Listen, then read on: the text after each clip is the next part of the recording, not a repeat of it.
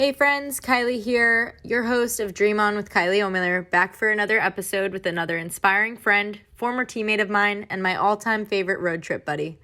Thank you as always for tuning in. These episodes are recorded from a live Zoom webinar that I hold through the KO17 Lacrosse app and are constructed into this Dream On podcast you have found here. I hope you are gaining some insight from these episodes from some of the people that I have met throughout my lacrosse journey that have imposed so much of their wisdom on me. We've got another special guest this week, and I'm pumped to get right into it. Alyssa Guido is someone very near and dear to my heart, as not only a former teammate when we rocked the red and blue at Stony Brook together from 2014 to 2017, but also an incredible friend, human, leader in her community, and an absolute gem to everybody she meets. Throughout this episode, Guido and I chat through some of the hardships that she has faced throughout her life that have helped shape her into the incredible human that stands before us today.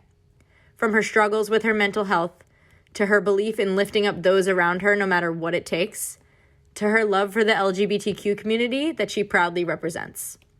She's an inspiration to all and a genuine person that so many of us can take at least one tidbit of wisdom from as we listen through this conversation.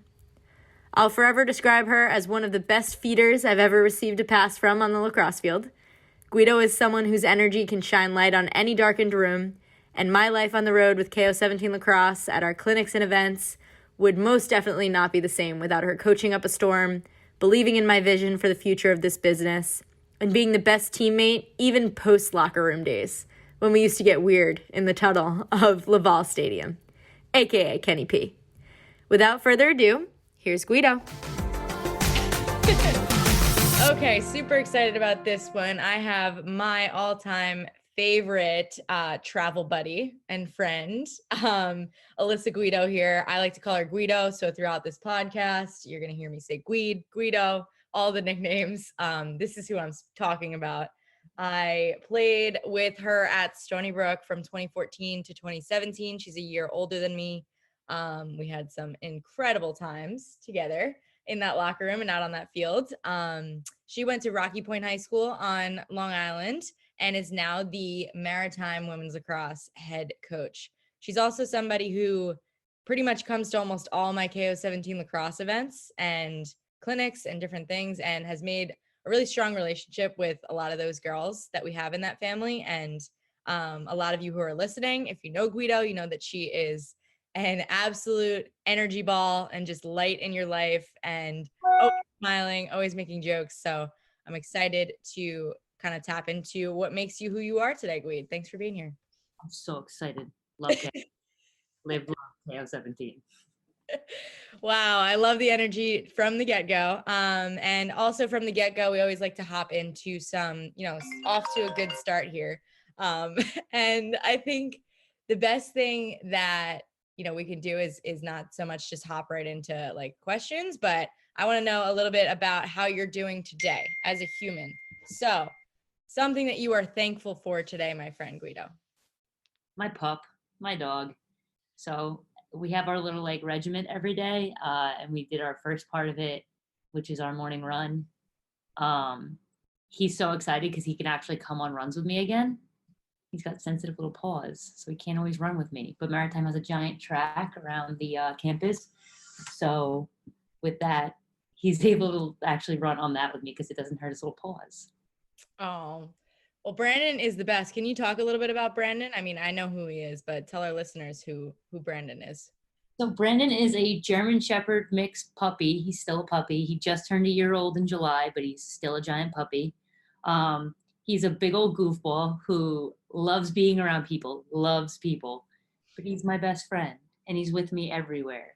Even if you don't see him at KO17, he's there. He's there. He's probably, if we're in an indoor facility, he's hiding in the rafters in the on the sideline. He's just hanging out, or he's in my car, just hanging out with his head out the window. We love Brandon. He's our little buddy there. I'm so glad he's able to continue running with you, because I know that's something that you love to do, and we'll get into that a little bit later too. So second here, what is something that you are proud to say that you have accomplished today? My morning workout, which was, I did yoga first, which you and Chen's have got me doing more of now. I'm really not very good at it. I can't move. I'm not flexible. I like watch them do it and I'm like my bones are breaking. And then follow it up with a morning run. I just like, it clears my head a lot, I think. And like, I'm like, okay, I have, even though I haven't done much of anything else yet, I've accomplished something. So that's a big thing. I love that. Yeah, this is one that we're recording here in the morning. So I am a big believer in getting up and getting your body moving too. Like you mentioned that. Our friend Chen's and myself, like she got me into it a little bit as well. And the yoga and the movement in the morning, something that I never did when I was an athlete, right? A collegiate athlete. We would just wake up and we would head to practice, and we would head to practice an hour early so that we could get into the training room and start to move our bodies, right? And like do those exercises where we were, you know, focusing on little ailments and different injuries and things before we got out onto the field. So that was our form of almost yoga, but when we were playing in college. And now that it's post collegiate, we got to find those ways to like wake our body up and get ourselves moving the way that we're supposed to, so that, like you said, you can accomplish something before you even have accomplished the first thing on your to-do list for the day. Yeah. And I also find that even if you can't get a workout in the morning, and this is something that I forget what his name was, but he spoke at a college. He was a Navy SEAL officer. And he said, like, the first thing, if you're going to accomplish anything in the morning, is to make your bed. So I make a big point of like making sure I make my bed in the morning. Wow. That's a strong point, right? Like you said, it just starts you off on the right foot. Cause I know that's actually very, very funny. I know that I'm getting off to a very slow start this morning and my bed is not made today. So thank you for making that point. I'm going to go back upstairs after this and I'm going to make my bed so that the rest of my day can be on point. And all right, last but not least here. So something that you're pumped to go out and chase, whether it's the rest of today, tomorrow, the rest of the week, in the coming months, what would that be for you? Talking today, I would say, I'm touching base with a few recruits that I'm excited to, kind of get hopefully onto campus soon. Obviously with COVID, things are a little different and we're limited to having people on campus yet. So, and that's kind of in general and a little bit of a start to that. But coming up tomorrow, I have a half marathon. So that's something I'm excited for. Is this your first? My first official, yeah. What, have you ever ran that many miles yet? Or because I know that a lot of runners say that they don't actually run the full mileage, but while they're training until the day of, like marathon runners. I don't know if that's the same for half marathons. You can do that, yes. I ended up actually doing, so this is rescheduled from earlier. It was supposed to be in May. And when it got rescheduled, I was like, all right, well, I'm still going to run it this day. So me and Brandon went out into one of our favorite trails and we did our whole 13.1 and Brandon looked at me in the end and asked me why we did that. But he did the whole thing and it was good because it was, I felt really good that day and it was under 2 hours. So now I've kind of set a mark for myself to hopefully do this one in under 2 hours. But it's a little different because in order for them to still run the event tomorrow, it's not your average half marathoner, like how you'd run a marathon where it's like, okay, this is your route, you take your route, you go. They're giving us 5 checkpoints and you can get to those checkpoints however you want, but you have to do that. And then when you get back to the end, you give them, like you show them, most people have like their watch or something like that, that the GPS tracks them. And if you don't have that, you take a picture of yourself at the checkpoint, which is usually one of the bridges. Interesting. Okay, so I was going to ask, you're doing that around Brooklyn? So it starts in Queens, Astoria kind of area, and then you go to Randall Island, and then you can choose which way you want to go. So you can either go to the Bronx first, and then up and through Manhattan, and then back down to Astoria, or other way around, you can go Manhattan to Bronx. I'm going to go Manhattan. You're going through Manhattan first? Second. Got it. All right. Well, good luck to you. I think we can say all of that from all of our listeners. Very much so. Good luck so that you can get under 2 hours. And is Brandon going with you? Brandon will not be running with me. Brandon does not like to run below an 8-minute pace for long distance. And he actually refuses. So when he's attached to me, like trail running, he's not attached to me. He runs free. But street running, he's attached to me. He'll full on stop and sit down if we're going too fast. Oh, I feel that, Brandon. I feel that very much so. That's hilarious. Like, no, mom, sorry, no.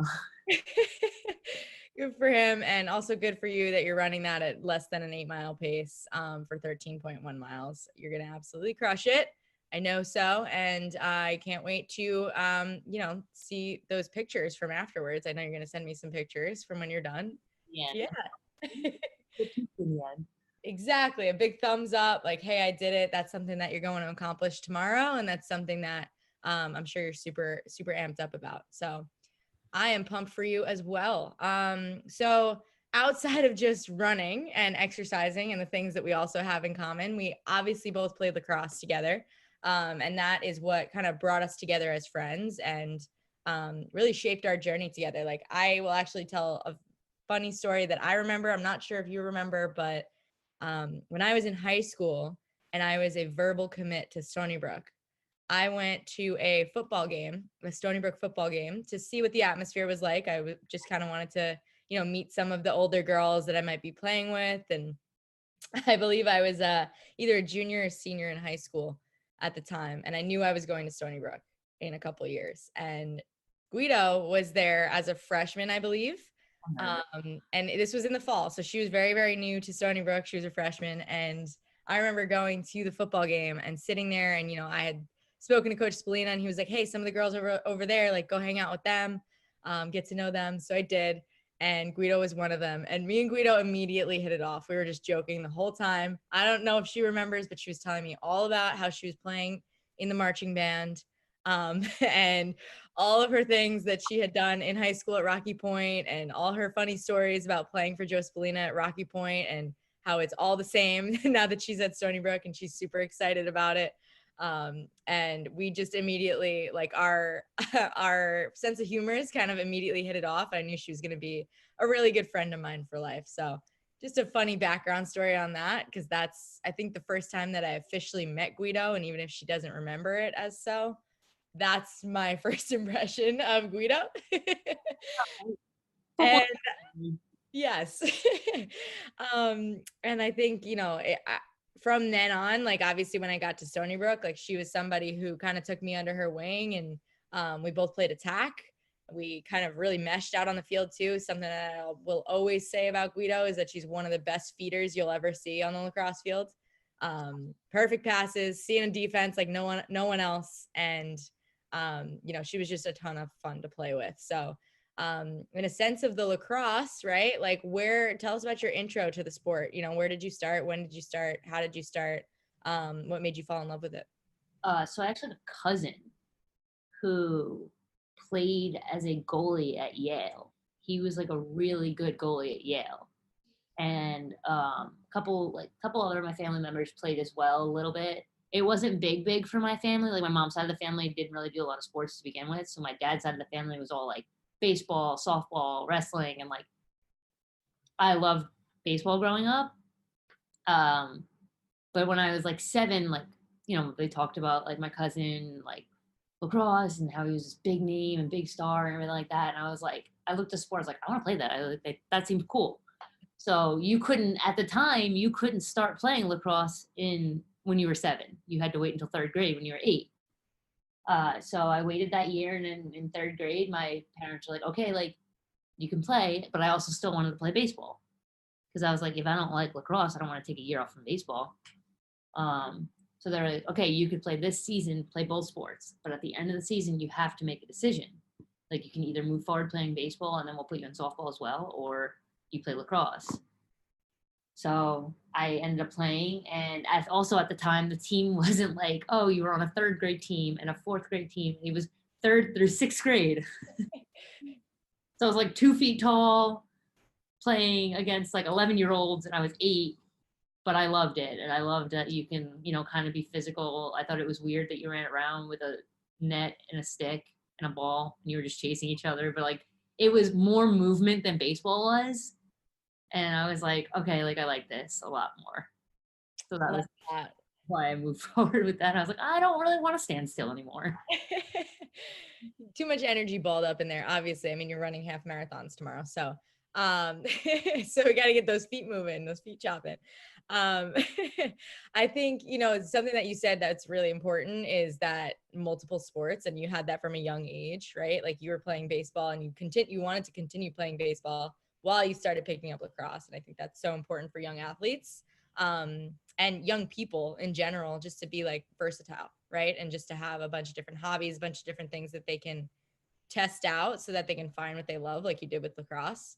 And I think, what can you say about on that front, right? Like the other sports that you played, maybe the other coaches that you played for, some of those really important life lessons that you might have learned at a young age playing those sports growing up, that you might have taken into who you are today. So technically first sport I ever did was gymnastics, believe it or not. I was 3. Cut that short. I love the Guido fun facts. I learned something new every day from this woman. Okay, go ahead. But the second sport I actually started playing, again, I was still 3. And I don't know if you would consider playing, but it was karate. And I think you actually get a lot out of that. Not just like, oh, you go out there, you're punching and kicking things and you're able to defend yourself. Like, yes, that's a huge part of it. But like, I would say the biggest part of karate is discipline.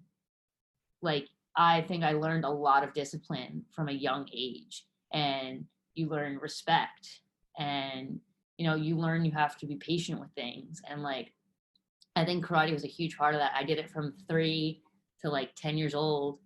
I had my black belt, and like, it was so funny because it was like I had my black belt before adults had theirs. So it was like, but that was another thing, is I was younger with that, and those adults, regardless of them being 30 years older than me, 20 years older than me, whatever it was, they still showed me that respect. So it made me like, okay, like it goes both ways. And then as I was getting older, the first sport that you could physically like run and do and stuff like that was, for most people, soccer. Soccer you could start at a really, really young age. So that was fun. My mom played like a long time ago. And then basketball was something that both my grandfathers were really into. They were both pretty tall. My mom played as well. And then, like I said, baseball. But it was just like, soccer growing up. I'm not a huge fan of people that relate lacrosse and soccer to each other because I just don't do it. But more so hockey, right? And yep. lacrosse. Okay. Although I never actually played, and that's like something I wish I could have done. But hockey's another very expensive sport. But no, it's true. And I know that, just knowing you, big Islanders fan, right? As is myself and my family. And we love to watch. Yeah, let's go Isles right now, right? But we love to watch hockey. And that's something I always said too, right? Like, I wish I played hockey at some point. I wish I knew what it felt like to be out on those skates and still be seeing the things that they're seeing and being able to handle the things that they're handling. And like, in a sense of that, what do you think you took from like basketball? And even though you say there's not too much comparison between soccer, right? Or you took the discipline from karate, what did you take from that? And like, where do you think you developed such a good sense of field play, right? Field IQ, in your lacrosse, kind of sense? Because I think that, and you might disagree with me here, but me being your teammate and me being able to watch you play, like, that is a huge part of your game, is your IQ, and just your ability to see the field. Where do you think that came from?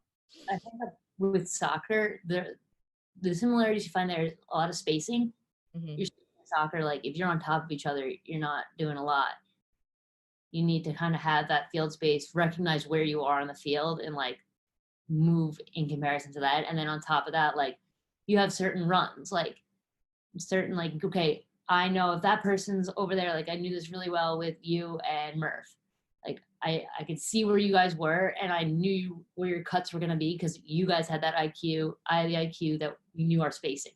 So it's like, if I was moving in a certain direction, I knew where you were going to move to space to get that cut and be open. So it's like, that's something I took from soccer. And funny enough, like you mentioned earlier, like Coach Spallina was my high school soccer coach for a little while.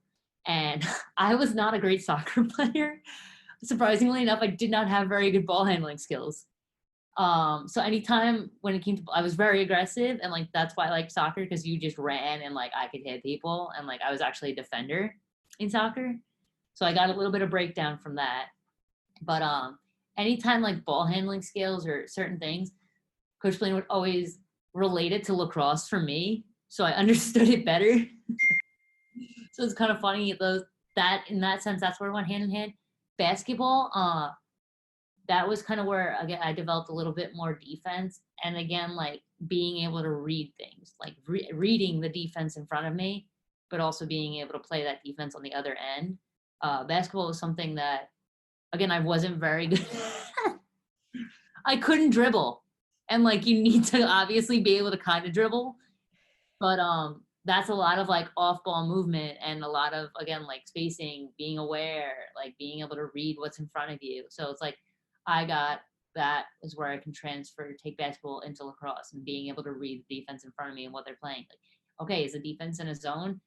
What do you need to do to break a zone? Is the defense playing a man-to-man? Is my matchup good? And that's where you can kind of like take those other sports that are really important as you're growing up and developing, and you can put them into that sport. Everything connects in some way, shape, or form.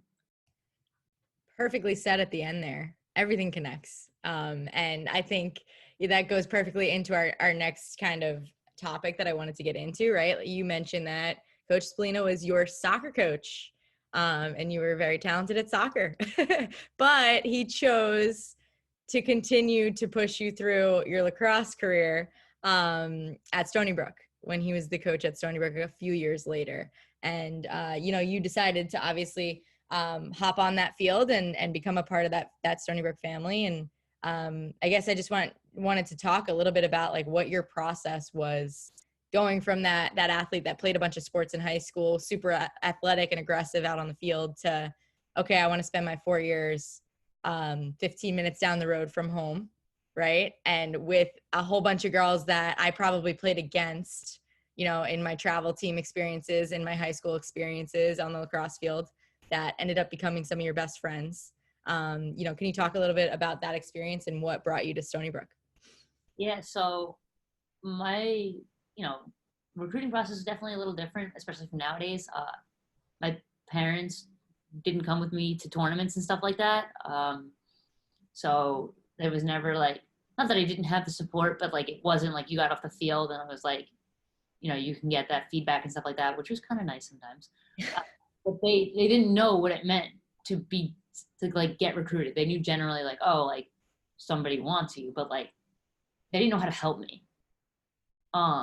And I literally actually just deleted some emails the other day because I like apparently hoarded emails I didn't know I hoarded.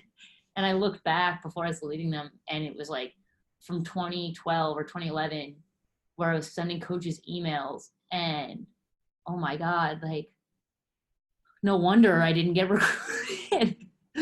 I was like, it was like from my iPod, and it was like miniature text, and it was like all lowercase, like one full paragraph, like nothing like, hey coach, like I'm playing in this tournament tomorrow, like didn't leave much information, like I play for 91, this is my number. Didn't give like a schedule. Like I was like, I'm interested in your school, like, and that was it. And I'm like, God, like, but I played for Team 91, and that was through the Spallina family. They are founders of that. And Dan Spallina was my high school coach at Rocky Point, and I was playing for him also with 91. And when I started with 91, Spallina was still at Adelphi. Mm-hmm. So I was, I'd watched him coach Rocky Point for so many years and coach big players that went to big schools. Breezy Lamonto went to Northwestern. She was a goalie. She was an amazing stud there. Same thing. Kara Mupo played at Northwestern. You had people that ended up going to, at the time, it was CW Post or, UConn, or people were going to big name schools. And I was like, okay, like I want to be one of those people. Like I want that experience. By the time I got into high school, Dan Spallina was coaching, and he was trying to help me and guide me through my process and stuff like that. And he was a huge help, and he was trying to lead me in different directions, and I wasn't really sure, and I kind of narrowed things down. And at the time it was like I was either going to go to Iona or I was going to go to Stony Brook. And I've visited both schools, and it was kind of funny because at the time I was like, oh, like, I don't know if I want to go to Stony Brook. And, I thought about it, and I took my visit again at Stony Brook, and I walked around and I met the team, and I played in a couple of the recruiting tournaments there and with the recruits. And I think that was what solidified it for me. You know, like Nicole Duran was playing with me at 91 and she committed to Stony Brook before I did. So she connected me with other recruits that were going up. And the first two people were Dorian Van Dyke and Brooke Gubitosi. So it was like, Those are, you can't get much better than those two. exactly. So I ended up, you know, talking with them, and Brooke had just committed and Dora was still like back and forth between a couple schools. And, you know, the more we hung out and the more of these tournaments we played together, I was like, this is where I want to be. Like, I want to be surrounded by these people. And, you know, to know who Joe Spallina is as a coach and know how successful he was at Adelphi, I was like, okay, like, big things are to come. And like with the people I have around me, like, I think it'll be a really good fit. And that's kind of, you know, the coaching staff there was also, Caitlin DeFelice was still there and Kim Hillier was there at the time. And I loved them so much. Like the tour they gave me, like their personalities, like just everything, they were awesome. So they were like also like my finishing touch. I love how you really emphasize the importance of people, right? And I know that about you. That's like something that's so, so important to you, is the people who surround you and your relationships with them, and making sure that, you know, the people around you are happy and healthy and safe. And obviously that played a major role in a major decision you made in your life, right? Is the people around you. And that's just kind of goes to show what kind of person you are. Just caring for the people around you. And I think that was also what made our time at Stony Brook so special. Right? Like I couldn't help but smile when you were saying dropping all these names, that one, like memories just pop up of on the field, off the field. Two, we're lucky enough to all live within a really decent diameter of each other right now as well. And we're all super close still. So those kind of like memories and friendships and relationships, they last a lifetime. It's kind of a cliche saying about, you know, college teammates that a lot of people will say, but it really is such a true saying. And I think, you know, just kind of going off of that, like I'd love to know some of your favorite memories from in the locker room, on the field, the wins, the losses, the hardship. Like what stands out to you from those 4 years that we did end up getting to Stony Brook, and you did end up getting to be around your people? I think one big like thing I can say, like memories wise, is that I think maybe out of 24 hours in a day, I think 6 hours of those days I wasn't with somebody from my team. And that's like pushing it. Like 6 hours is really pushing it, because like almost all 4 years I've roomed with one, like we all roomed with each other. So it was like you were always with each other.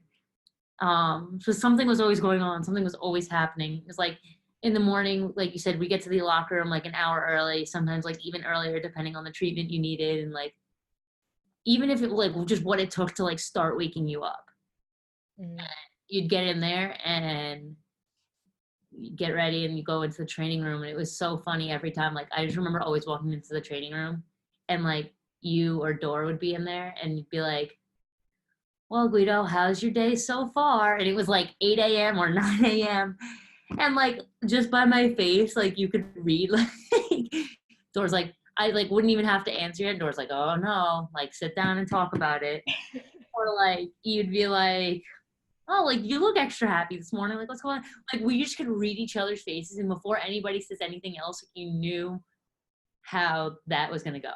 And it was like that. It was always so funny. The training room was probably one of my favorite places to be in the morning, because it was like that was, you knew how the day was going to go based on that, you know. They just had the training room and then you make your way back to the locker room. And I was like, okay, like we got to get ourselves ready to go. We got to make sure like we're awake. We're getting out there and we're getting everything we can. So somebody was doing something ridiculous at all times in the locker room, whether it was some ridiculous Casey Mitchell dance with Lindsay, or it was, you know, like just something weird going on in that sense. And it was like that, like it always got you ready. It was like, all right, you know what, like this practice is going to be tough. It's going to be hard, but like, we're going to be by each other's side to get through it. And like, you know that. And like week to week, you know, there was always like a couple people that Coach Flynn really wanted to like hone in on, like, okay, you know, I'm going to push you harder this week. It was your week. I'm going to push you harder this week. And like, if it was your week or if it was like my week, like I knew like I was going to have my teammates were going to have my back on it. So if I didn't make a good play and he was really on me, like I had you to my left, like, all right, like, come on, you got the next one. Like, you know what you have to do. You got the next one. You know? Or even like whoever was defending me, they're like, you almost had me beat. Like, you just slowed down last second. So it was like, okay, like I know what I have to do. And I think those memories on the field and being in Kenny P and in the stadium and just like, you know, I can still think about it, getting ready to do like 5v4s or something like that, continuous, and like us just setting up, or, you know, being at the end of practice and you're like, all right, like we're almost there. Like we did it. Like we're almost there. And you're waiting for him to just say buckets, like to wrap it up. But like, I don't know. And then you want to talk about like wins and losses. Like I could definitely say my freshman year, it was before you were there, and I know you know all about it, but our big loss against Florida my freshman year at home was really rough, and it was quite the memorable week after that. Can you talk about a little bit like on the topic of wins and losses, right? So if somebody looks from the outside on, you know, our squad and the, you know, the Stony Brook team now, right? They see a lot of wins, which is awesome, right? And as you're talking about all of this, like clearly there's a lot of hard work that goes into it behind the scenes, and a lot of picking each other up and a lot of pushing each other to our very best potential. And I guess like, what can you say? Like you said, right? Your freshman year, you guys, before I got there, you guys lost to Florida by what, 13, 12 or 13, something like that. Right. But has that ever happened again? You know, like not so much, maybe close to it, but you know, I think it goes to show, right? Like you can learn from that. I don't think after that you guys had anywhere near as close of a loss to that, like post that season. And I guess, can you just kind of talk on like what it feels to be beat down as a team, and like the triumph that comes from recognizing the mistakes, recognizing what went wrong, coming together as a squad, and being able to pull out some wins after that, and being able to come ultimately back out on top afterwards. Yeah. So, I mean, after we lost and we went back into the locker room, like he didn't even need to come in there and like yell at the team or do anything like that. Like if you've ever been to a Stony Brook game, you know it's usually a pretty good crowd there, and that was like bad enough. It's just like that's what we showed to everybody.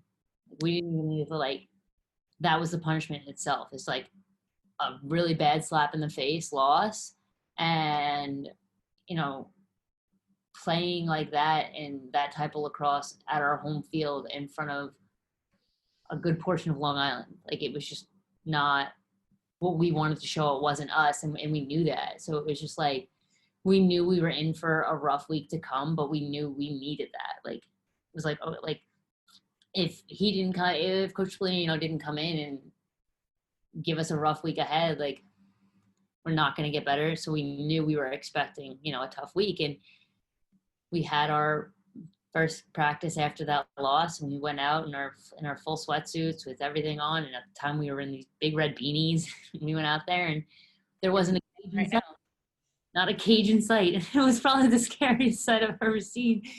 But you know, we did our run that day, and it wasn't like, it was in a sense a punishment, but at the same time it wasn't, because at the end of it was about an hour and 20 minutes long in a sense, maybe just under that or something. And at the end, he said we were done for the day. And then he asked us, don't you think it would have been easier to run your 60 minutes in the game the other day than it is today? And, you know, that kind of hit us all. And we were like, well, yeah, yeah, we probably should have just ran the other day and we wouldn't have to today. So the rest of that week was just like really focusing in on the little things, you know, making sure we were in like fit, making sure our sticks were dialed in, making sure like we knew like the little things that we needed to be doing. It wasn't like, okay, like let's go back to the drawing board and like maybe this play didn't work, or like our X's knows. It wasn't that. It was those little like back to the basics. And we worked hard that week, and our next game was Rutgers, and we went out there and just like crushed it. We had no options. Well, I think the best thing that you said there was like, and I know this because obviously I joined the team the next year, right? And there was something special about that locker room. There was something special about, like you mentioned, the people around you. And it was just kind of like you looked to your left and to your right, and you knew that no matter the circumstances, whether you lost the game, whether you won the game, whether you had a big game coming up, whatever the circumstances, whatever the pressure, whatever the outcome was going to be, you were going to push yourself as hard as you could for the girl to the right and to the left of you. And you were going to know that if you failed, that they would pick you right back up, right? They'd take you by your right arm, take you by your left arm, scoop you right back up, push you right back out there, and be like, hey, let's go, let's do this together. And I will forever remember like all little moments like that. I know, like you mentioned, like there were times on the field where you'd look to your left and I'd be there, I'd be waving, probably making a weird looking face. And I'd be like, you're fine, everything's fine. Right. And you'd do the same right back to me in the middle of the game when, and I think that goes to show like, it doesn't only happen to us either, right? It happens at all levels of any sport, any game. It doesn't have to be a big moment in a game. It doesn't have to be, the biggest game of your life. Like it happens each and every day, day in and day out for athletes of all kinds. And it just really goes to show how special those bonds are, right? Those teammates and something that we talk about a lot as coaches and in sport is creating those relationships off the field so that those moments become easier because that chemistry was created off the field and you built that trust and that kind of relationship with the people around you that that when things get tough and when things are at their highest, no matter what, they're going to be right there by your side.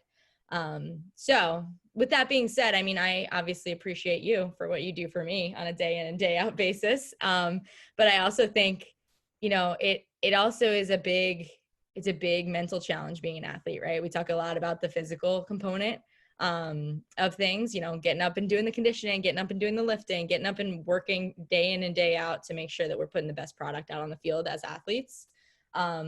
And I know we love the grind, right? You're still running half marathons. I'm about to go to my workout in about 30 minutes and just absolutely crush it.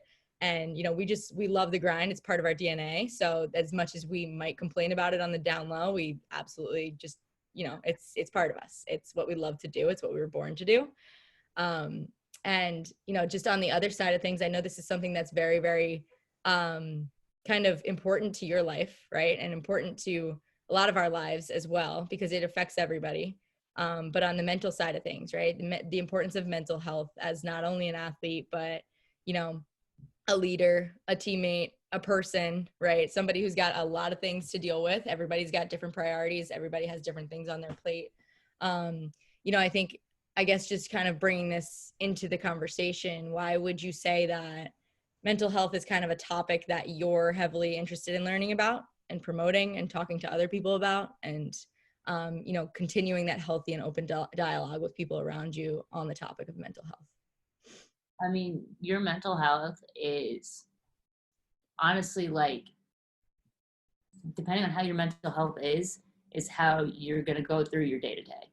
And it's not something that I really learned about or knew about or anything like that, even in college that much. Like it was talked about here and there, but it wasn't a big discussion, or at least it wasn't the discussion it is now. And, it is very important to me because I have struggled for a long time with different issues, like anxiety and depression and ups and downs. And like, I didn't talk about it for the longest time, like at all. There was a couple people here and there that I would try to talk to, but it used to just be like, we all have anxiety about it, like something, and, we all get sad about something, but it's different. And just, to kind of put that out there, you should never, ever, anytime someone comes to you, ever say like, oh, well, we all have something to be sad about or stressed about or have anxiety. because that's in that moment, that's not what that person needs. They like are feeling something. If they open their mouth, they're feeling something. And going back to college, I didn't treat my mental health like with enough importance. And that translated in the classroom, that translated on the field. I, as a player, when I had something going on in my head or I had something going on externally, like, yeah, any coach or anybody will say, like, when you step on the field, you let go of everything else. And sometimes, like, that weight is just too heavy to, like, drop off. Sometimes it's really, like, really dragging you down. And I think it had a big effect on me at some points in the season. And it could be anything. It could be school, it could be relationships, it could be whatever it is. But, like, no matter what, that weight is heavier on each person is different. So it's like, getting a not that great test grade for you might not be a big deal. But for me, like, it's a lot. And I'm upset about that or whatever. And now that's like stresses me out because I'm like, okay, well, now I have to do really good on the next one. And like, well, am I going to be able to catch up in time? Like domino effect. So one little thing can have such a domino effect on somebody, and then that's dragging you down. And it's really, it can be regular little social anxieties. Like, you think someone who seems like they're this big outgoing person that like likes to jump around and joke around, like I would have classified myself as that person. So I don't think at the time, like, we always joked around, and even I joked about it. It was like in the locker room, like, all right, like, what's happened to Guido so far today? Because it was always this giant joke that I had such terrible luck, which call it luck, call it whatever you want to call it. It was true, that I had a lot going on, and we joked about it. And, I think that helped me get through it a little bit. But I also think part of that, I meant I brushed it under the rug, and I think I brushed so much under the rug that, suddenly the furniture started falling over. And, not actually sitting down and going through how I truly felt and letting that out and letting that be okay that I let it out. And I think there were points where things like boiled over and it didn't turn out to be a good thing. And that changed, some of my college experience and even after graduating, because I think after college, now it's life. Now you're not stepping into the locker room every day and you're like, all right, like I got practice, I got class, and like, that's it. That's all I have to worry about. Now you have so many more things to worry about and to think about and to stress about, and it becomes a lot. And now, you're not worried about your lacrosse performance, but you're worried about your performance in whatever job you're doing, whether you're behind a desk, whether you're, a coach on the field. Like, you have to worry about that performance, because at the end of the day, it's not like, oh, well, if I didn't perform, now I'm going to sit on the bench, but it's okay, I'm still a part of the team. At the end of the day, it's okay, I didn't perform well, I'm not performing well, I'm being reviewed, and now they're like, well, we don't, you're not doing what you need to do, you're not of your performance, we're going to let you go. So it's like that constant fear of, okay, am I performing well enough? Am I doing well enough? Am I doing everything I can? Like, is this enough? And then, like, at the end of the day, when you go home, it doesn't go away. So it's not just like, okay, like, yeah, I'm away from my desk, I'm out of office, I'm in my house. Like, it doesn't go away, because you get home, you make yourself dinner, you clean up, you get ready for the next day, and it's like going to bed, you're like, okay, I have to wake up and do it again. And that's also a testament to making sure, you're doing something you want to be doing. Because if you're not, again, that's even more of a weight on your mental health. But things build up, and you don't ever want to let things build up, because when they boil over, it boils over differently for everybody, but it can be a bad thing. It can be a very bad thing. And I've been in a very, very low and dark place before, where there were times I wasn't sure I even wanted to pick myself up out of it. And I stopped and I thought about it, and I was like, I don't want to let other people in my life down. But then I was like, that's also, I think, a huge part of the weight on me, is that I'm always trying to do something or be someone or whatever it is in order to make sure other people are okay. And I wasn't focusing on myself. So then I finally was like, okay, I want to do this for myself. And even after I did that, I still wasn't seeing anybody. You know, I talked to a few people about how I felt and where I was at, and they were like, okay, like, you know, now you should have to get focused on getting better, like, for yourself. And then there were still times where that wasn't easy, and I couldn't do it. And, you know, it got to a point where I spiraled back down again. And I luckily had some great friends that had reached out to, you know, my family and kind of brought a little bit of light into that. And that was the first time I had spoken to my family about my mental health. And that was not an easy conversation to do, but it, you know, after I finally spoke up to them about it, I was like, oh my God, like, holy crap, like that, like, okay, that's some weight off me. And now, like, they know that, like, sometimes I can't handle everything, because I think my family, I was always portrayed as like, oh, well, you know, like, Alyssa can do it. I didn't have to worry. Like, I could do it. I could figure it out. Because I always have been very independent, but sometimes that weight became a lot. And when I got that off, it was like, okay, that next step. And then I ended up finding someone to go talk to. So when, you know, I found a therapist, and it was able to kind of really start talking and figuring out my feelings and, like, figuring out what was going on inside me. And then after figuring out why I was feeling the way I was feeling and what was causing it and everything like that, I started to work on, okay, how do I cope? How do I change that? Instead of reacting this way, what can I do to react a different way? And I think that was, like, really, really important. Is like, okay, after you know, you don't just go to a therapist and tell them all your feelings. You're like, all right, like, everything's better. You have to now put in the effort to fix the way you handle situations and the way you handle things. And I started to be able to do that. And I was like, okay, wow, like, this is different, you know, like, and then after a little bit of doing a little bit of that, you know, I think you were actually probably one of the first people I told about my history with my mental health and how I wasn't doing that well.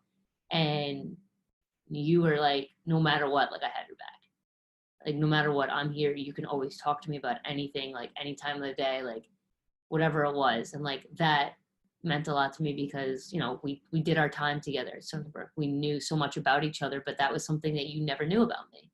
It was, again, because I was always this, like you said, this ball of energy. Like, we had a great sense of humor together, like, all of that. So it was something that was like, okay, like, wow.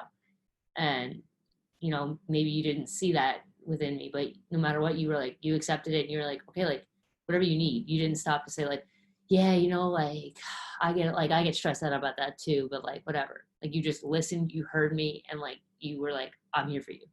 And, like, that was the best feeling. And then I took that and I was able to open up to more people after that. And I think the more and more I opened up about it and I was able to kind of talk about the situation, like, the better I was feeling. And the more I knew I was doing for other people, because then after I had told my story and stuff like that, other people were able to be like, look, like, I am actually, like, going through the same thing. So it's just like, I appreciate you telling me that, because now I feel like I can talk about it too.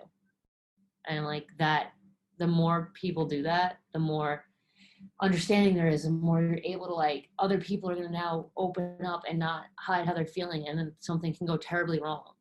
So I guess I know that was a lot and everything, but it is so extremely important to make sure you ask how people are doing, and not just want to hear, like, oh, you know, I'm good, whatever. Because I was always that person that was like, I said it, like, it was always like, it's never, Guido's never just like, oh yeah, I'm doing good. Like, I was always like, well, today, and then, again, we joked about it, but it was never like in a serious context. And I think that sometimes you actually do. Sometimes you have to sit down and be serious about it. And it was something I wasn't very good at for a long time, because I was like, oh, if I turn it and I make it a joke, it's fine. Everything is fine. But it's not always like that. And people need to know that it's okay to not be okay. And I know everybody's saying it now, but it's so true that like, it doesn't make me weaker. It doesn't mean I can't handle certain things or certain situations that are putting a lot on me. Like, I just handle it differently, or I used to handle it differently. And now I know how to go about that, know how to handle it, and know how to talk about it. And if I don't, I still have somebody I talk to every single week, where like I run through my week and like how I handle certain situations or how I was unsure to handle certain situations. And it's good to be able to sit down, have that discussion, and move forward. Well, thank you for sharing that, because I know that one can't be easy, right? To open up and share that to whoever might be listening here. But I know that you also know, like you mentioned, that you sharing is going to help a lot of people. Not even necessarily share, but maybe just, open up their eyes to what they might be feeling. And then be able to take the right steps and take the necessary steps to opening up to their people.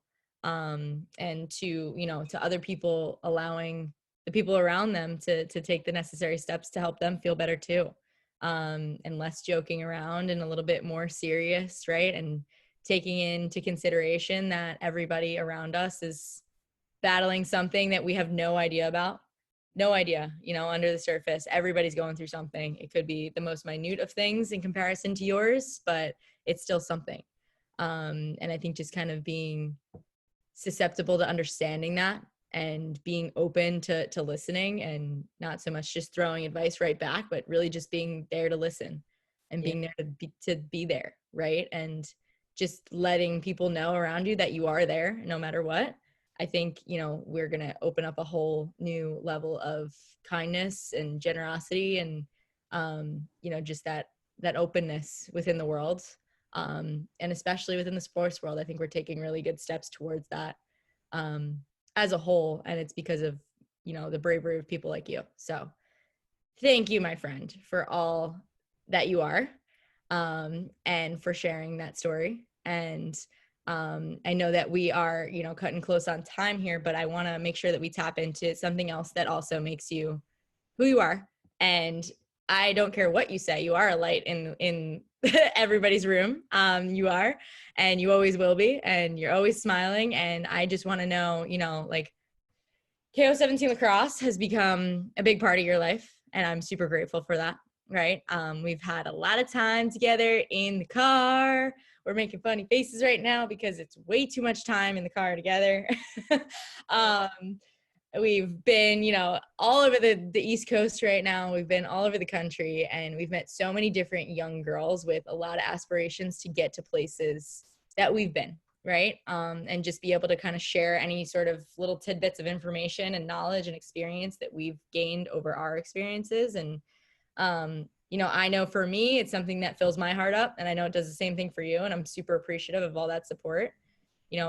I guess I just want to talk about, how that has kind of shaped you and what you love so much about being able to give back to the next generation in so many different ways. And, why, what do you want to see from the girls that you invest so much of your time and energy into when you're, mentoring them in this way?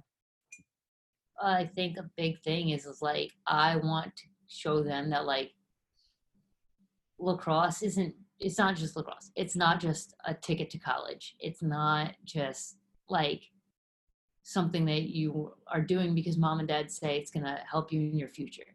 Like, lacrosse for me growing up was an outlet. It really, really was. And I know like a lot of people say that, but like, it truly was an escape from other things going on.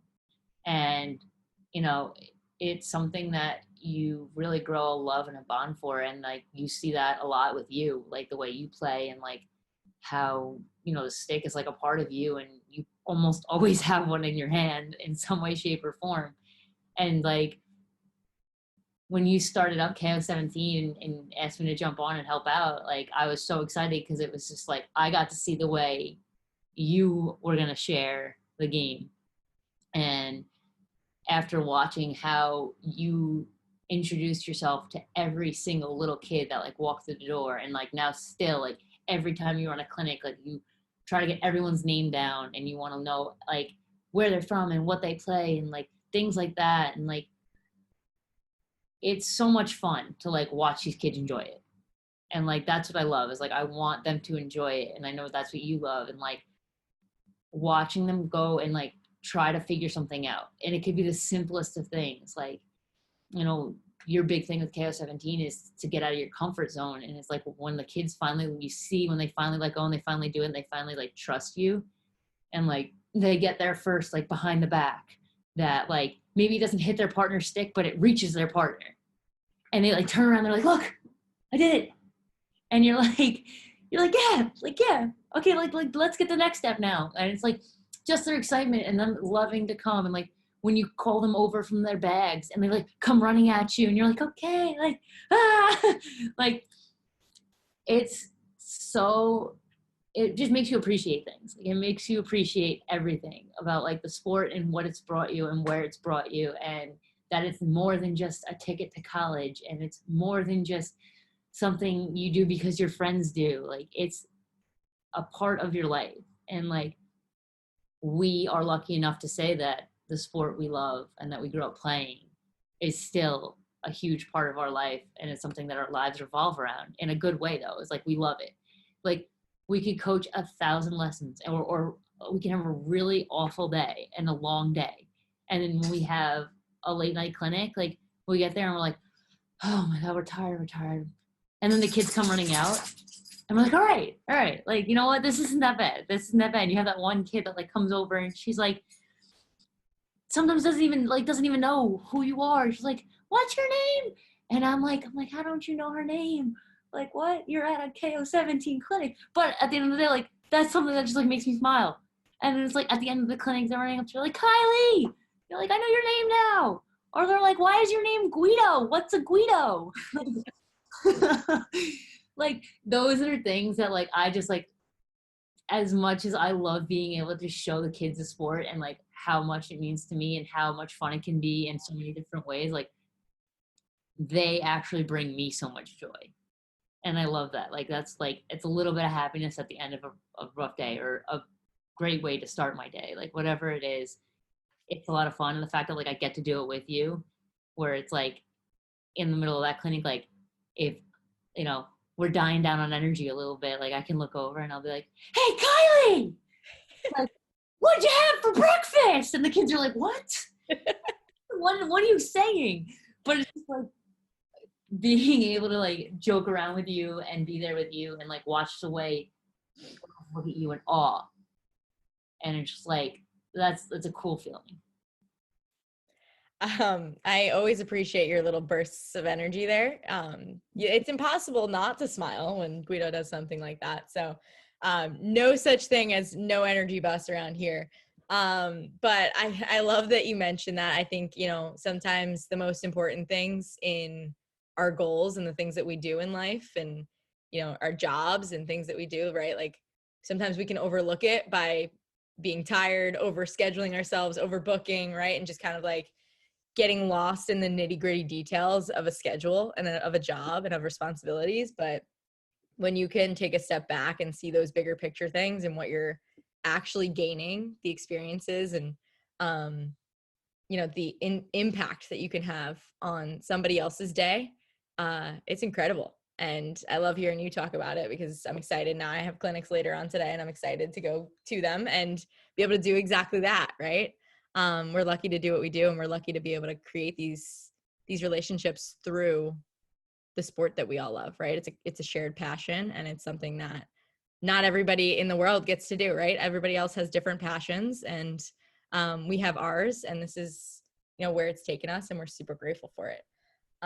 So I have two last questions here from KO17 Lacrosse. And then we got a little quick speed round. Okay. Are you ready here? So we got two hard-hitting questions, but first and foremost, I'd like to know what makes you proud to be you, Alyssa Guido. That I can now say I'm openly who I am and happy about that, and that like people enjoy being around me. I would say those are my big things, is like I'm happy with me, but then like people are also happy like around me. Absolutely. And you, like I said, will never stop caring about the people around you, which makes you it's just such a whole human being that you are. Just an awesome, awesome person. And I'm lucky to be around you so often. So much. So often. I know we sound sarcastic right now. We really, really mean it. I promise. We love each other so much. So the last question I have for you actually stemmed off a conversation I had with Kristen Carr on one of our last episodes. And somebody asked what her spirit animal would be. So I'd like to know your thoughts on what your spirit animal would be.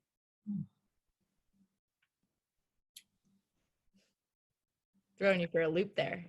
Yeah, that's tough. So like, funny, like I'm a big Harry Potter dork. So like, if anybody that's listening knows Harry Potter, they have like, you have a Patronus. And if you're even bigger dork like me, like you take the test online to find out what your Patronus is, which is close to a spirit animal. I was told I am a wild cat. I don't know if I follow that. I feel like maybe if I was to place myself, I could be a sea otter. A sea otter? Sea otter. Oh my goodness. You know when people say something, and I think I said this exact thing to Cookie, but Don't expect that to come out of your mouth. no, I didn't expect wild cat. That is what I didn't expect. So Harry Potter is wrong there, and I might be biased because I've never seen or read any of the books, but don't hate on that. I'm going to get to it, I promise. But when you said sea otter, you know when somebody says like, oh, that person looks like and some sort of animal, right? Their mannerisms just kind of remind you of that. That is so spot on that I am mind blown right now. A sea otter, they're so happy and they just hang out on their backs in the water, right? And they just like flop around with their friends. That is so you. Oh my goodness. Exactly. Like I feel like sea otters love to be around each other too. Like when they go to sleep, they like cuddle each other like in the water. And it's like the sweetest thing in the world. They like just need the warmth of the other person. And I think like that goes a lot with me. It's just like sometimes I need human contact. Which is why COVID was very hard because it's like I need human contact. COVID has definitely been hard on all of us, and I wish that all of you listening could see Guido right now. She is making little motions with her hands of cuddling her other sea otter friends, and it's hilarious. So I absolutely love that. Let's get into a speed round here. Okay, so they're gonna be quick hitting questions, all right? Just like back and forth. And I want you to answer them as quickly as you possibly can. Good deal? Hold on. Not a COVID cough, a clear my throat cough. Okay. Okay. Take a sip of water for our quick finishes segment here. You ready? Okay. Tacos or pizza? Pizza. Ooh, you're the first one who said that. Favorite kind of music? I'm a weirdo, like indie alternative. Sorry, lame. Indie rock. Okay, best concert you've ever been to then? It was Rainbow Kitten Surprise with Mount Joy. Again, maybe you don't know what that is. Or I guess maybe the Hangout Music Festival, but that's like a festival, not a concert. Okay, I appreciate your love for music. You always give me some good ones. Favorite place that you've traveled to? Ever. Gatlinburg, Tennessee. Okay. One thing on your bucket list? Backpack, New Zealand. Favorite ice cream flavor? Rocky Road. One thing that you've learned throughout quarantine? Or one thing you've added to like your hobby list? Like actually relaxing, like actually not doing anything, like kind of like learning to like not do anything. Like it's okay to have a day where you don't do anything. I am on that train, my friend. I am with you there, or I'm still trying, but we're doing well. Again, leaning on each other. And last but not least, what was your favorite, most memorable moment in your lacrosse career? I think we kind of share this one. Is my senior year. First time ever going past the second round of the NCAA, so we made it to the Elite Eight. We beat Northwestern home on Mother's Day. It was the first time because every year we play on Mother's Day, and every year we disappoint our mothers. And it was the first year we didn't disappoint our mothers, And ironically enough, I think like one play that always like very memorable from that game that like was Felina was like, oh, it could have been a turning point, was like, you actually fed me the ball. So it was a little bit of reverse roles, but that was probably like one of my most memorable moments / games of my college career. Hey, we can pass the ball too over here, and you can shoot too. I love it. Just keep cutting like, and I'm like, Catch and shoot. That's all you gotta do. Watch it in, throw the ball in the back of the net. And you did it. And I remember exactly what play you're talking about. Little draw and dump on the crease. You were slipping right across crease. I passed it right to you and you're like, hey, don't. I love it. Thank you so much for, being here, being a huge part of KO17 Lacrosse and why it's been so successful and why, like you said, we've had such an incredible impact and these girls have had such a incredible impact on us. And it's all because of you and your belief in what we can do and your support in being a good friend and a teammate, even post-college, I would say, just a teammate in life. And I appreciate you very much for sharing your story. And I know that a lot of our listeners will as well.